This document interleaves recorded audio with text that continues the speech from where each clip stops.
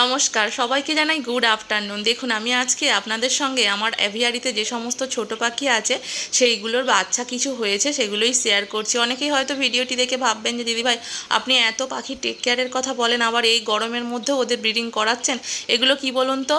একদম ঝুড়ি খোলার সময় ওরা ডিম দিয়ে দিয়েছিল এবং ডিমগুলোতে দেখলাম যে প্রত্যেকটাতে ব্লাড আছে। তো এই অবস্থায় আমি কি করে ডিমগুলোকে সেখান থেকে সরিয়ে ফেলে দিই বলুন তো? ওই জন্য 4-5টা ঝুড়ি আমি নামাতেই পারলাম না, রেখেই দিলাম। আর প্রত্যেকটা ডিম ফুটে দেখুন কি সুন্দর বাচ্চা হয়েছে, মানে বাচ্চাগুলোকে দেখলেই কিন্তু মন ভরে যাবে। এগুলি সবই আছে আপনার বেঙ্গলি প্রিন্স, জেব্রা এবং গোল্ডেনের বাচ্চা।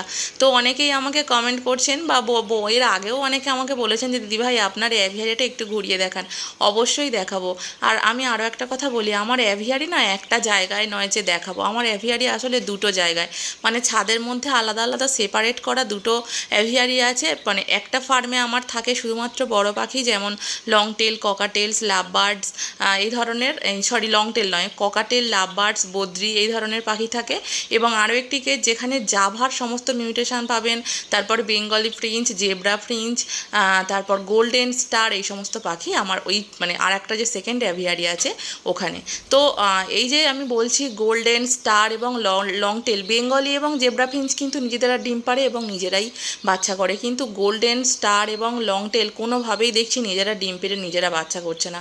ওদের ডিম আমাকে ফস্টারিং করার জন্য কিন্তু হয় বেঙ্গলি না হলে জেব্রা প্রিন্সের কাছে দিয়ে দিতে হচ্ছে। তো আপনাদের কার কার অ্যাভিয়ারিতে নিজেদের মানে গোল্ডেন স্টার, লং টেল এরা নিজেরা ডিম পেড়ে নিজেরা বাচ্চা মানুষ করে সেটা অবশ্যই জানাবেন। এবং আপনারাও যদি কিছু জেনে থাকেন যে কী উপায় অবলম্বন করলে আমি ওদের থেকে নিজেদের বাচ্চা নিজেরাই তৈরি করতে পারবে, সেটাও কিন্তু আমাকে একটু বলে যাবেন।